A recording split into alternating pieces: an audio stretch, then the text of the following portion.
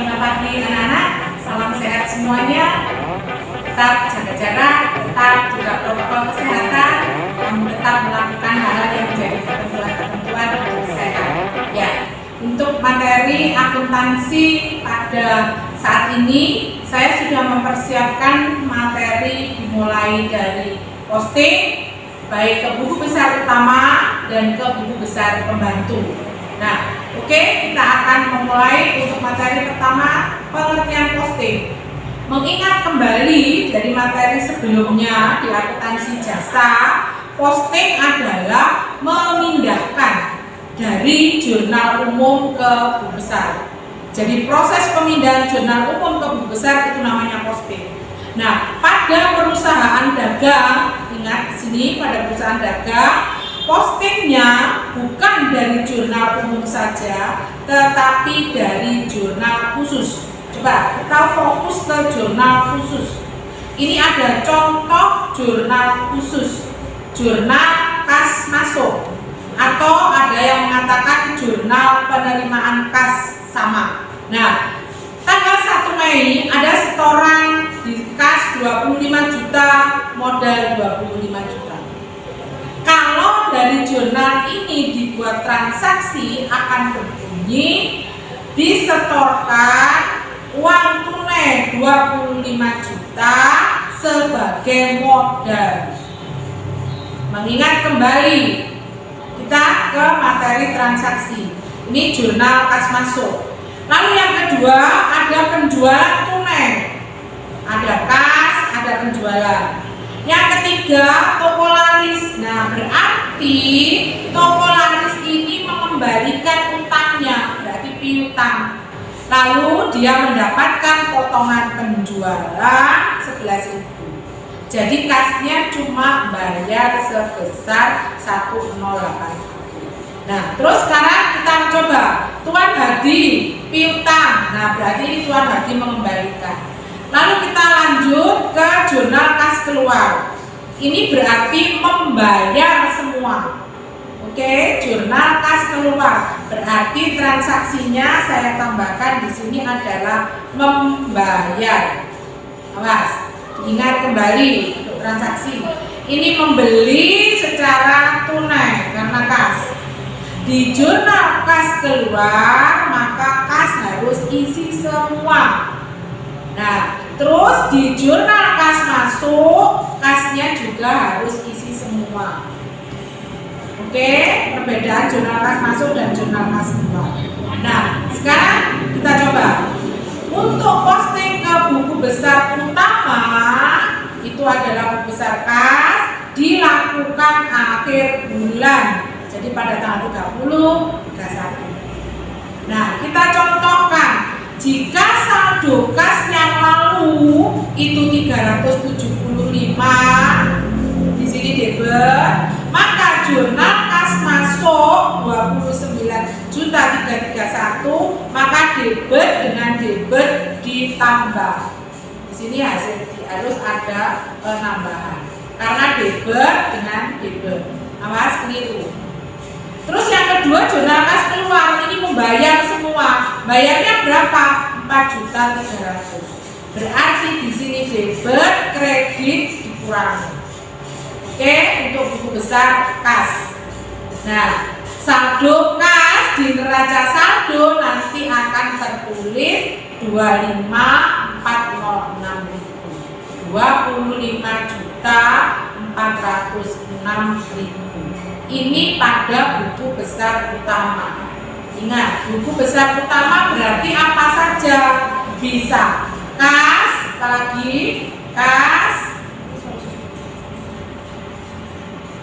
ya, bisa kas, bisa piutang, bisa kas, bisa piutang, bisa perlengkapan, bisa peralatan sesuai di neraca saldo. Ya, perhatikan. Sudah sampai di sini dari angka-angka ini buku besar utama. Terus saya lanjutkan ke buku besar pembantu. Dalam mengerjakan buku besar pembantu yang diperhatikan jurnal khusus dan bukti transaksi. namanya pembantu, tidak semuanya ada. Tidak semua rumah tangga ada pembantu. Nah, di sini di perusahaan dagang itu yang ada buku besar pembantu, utang dagang dan piutang dagang. Ingat, utang, piutang. Yang piutang ini aktiva, yang utang ya utang, bedakan. Nah, buku besar pembantu utang dagang tidak semua jurnal khusus ada. Yang ada hanya pembelian, kas keluar, dan jurnal umum atau memorial. Sedangkan di piutang dagang itu hanya ada di jurnal penjualan, jurnal kas masuk, dan memorial. Nah, kita ambil contohnya sekarang. Jika ada jurnal penjualan, jadi toko itu menjual pada toko laris. Nah, sebesar 1.300.000. Jurnalnya mesti piutang dagang dan penjualan pasti sama. Ingat, yang dijual ini hanya barang dagang. Jurnal penjualan saya berikan, saya tambahkan untuk barang dagang. Selain barang dagang nggak bisa di sini. Ya, oke. Terus yang kedua, toko Anugrah. Ini juga ada penjualan secara kredit 3.100.000. Syarat, awas diperhatikan syaratnya. Kamu memperhatikan syarat materi yang lalu, syarat pembayaran dan pembelian perusahaan dagang. 1 strip 10 artinya mendapat potongan 1% jika dilunasi 10 hari, masa kredit 30 hari. Nah, oke. Terus berikutnya di sini jurnal memorial, retur penjualan berarti sudah dijual, dikembalikan ke Polaris ini. Nah, 200. Terus sekarang buku besar pembantu piutang dagang hanya toko laris. Ingat, hanya toko laris. Selain toko laris tidak boleh masuk di sini. Hanya toko laris saja.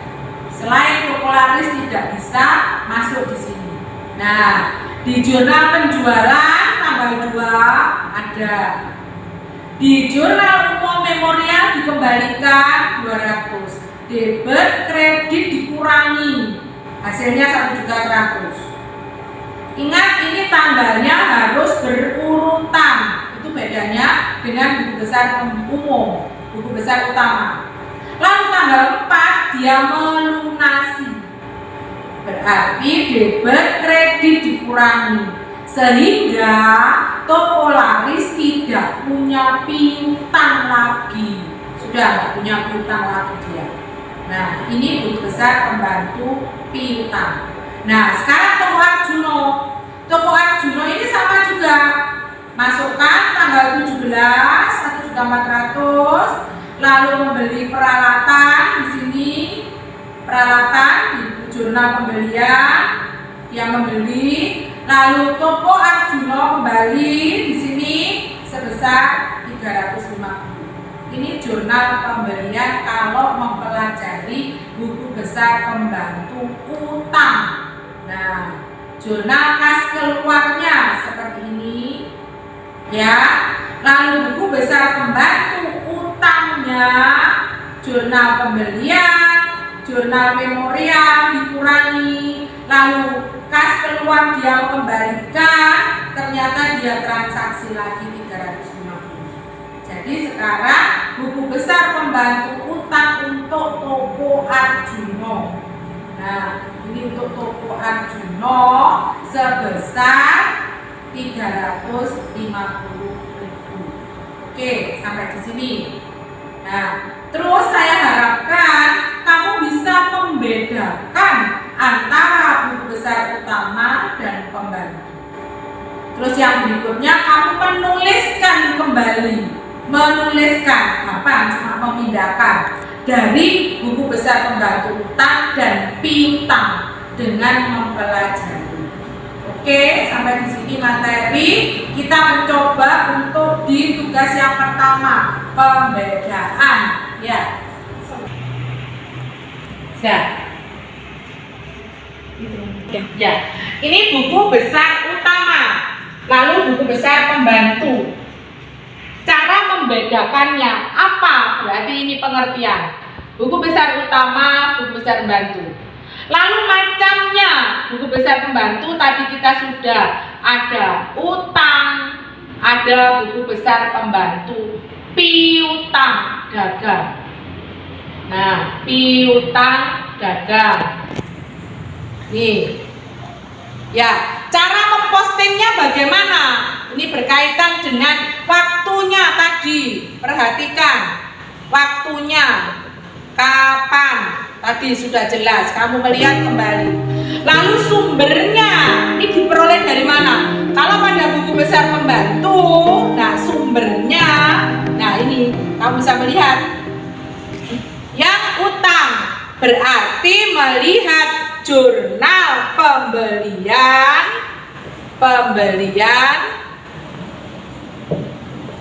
jurnal kas keluar, dan jurnal umum atau memorial. Ini contohnya. Oke. Yang jurnal piutang, yang buku besar pembantu piutang, nah kamu sebutkan.